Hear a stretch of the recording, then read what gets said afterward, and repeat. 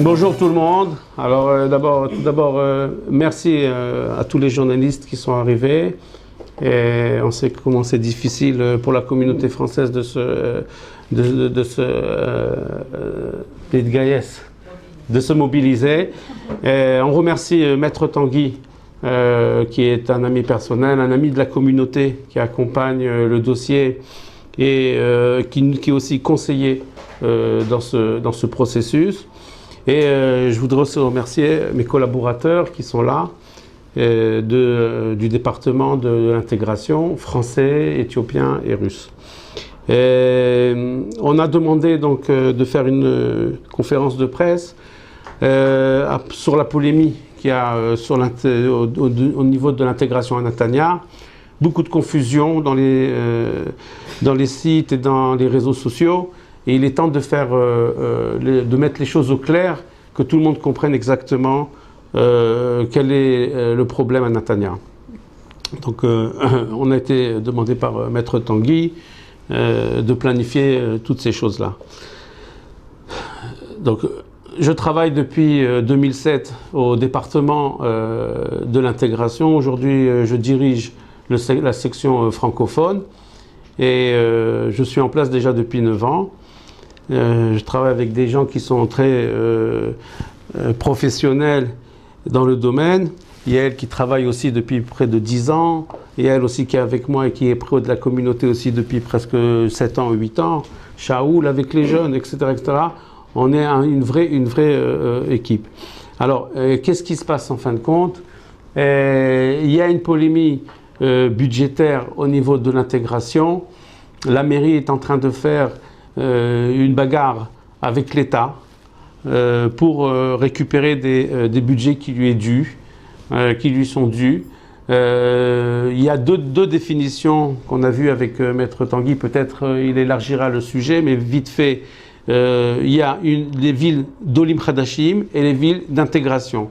Les villes d'Olim Hadashim, ce sont les villes qui sont budgétées par le ministère de l'intégration, qui reçoivent des chefs de projet comme nous, et dont les programmes sont budgétés.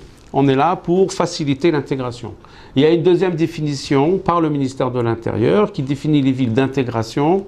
Ces villes d'intégration sont définies depuis 1951 d'après la loi et ils reçoivent depuis 1951 jusqu'à aujourd'hui des budgets de l'État. Le problème est que ces villes-là ne sont plus aujourd'hui, en grande partie du moins, ne sont plus des villes d'intégration. Or, il y a des villes d'intégration qui ne sont pas reconnues, qui font de l'intégration depuis une dizaine d'années, et qui ne reçoivent pas ces budgets. Et là, la mairie a décidé de se soulever et de demander à l'État de récupérer ces budgets. Donc, la maire a entamé une procédure judiciaire, pénale, face aux tribunaux, face aux grandes instances, et ça fait déjà une décennie qu'elle est d'après cette histoire. Et pour l'instant, tout le monde lui tourne le dos et personne ne prend les histoires au sérieux. Or, le maire d'une ville est tout d'abord un chef de société, un directeur de société. Il doit gérer un budget et elle sent et elle sait qu'il y a des budgets qui lui passent entre les doigts. Et elle n'arrive pas à trouver les interlocuteurs.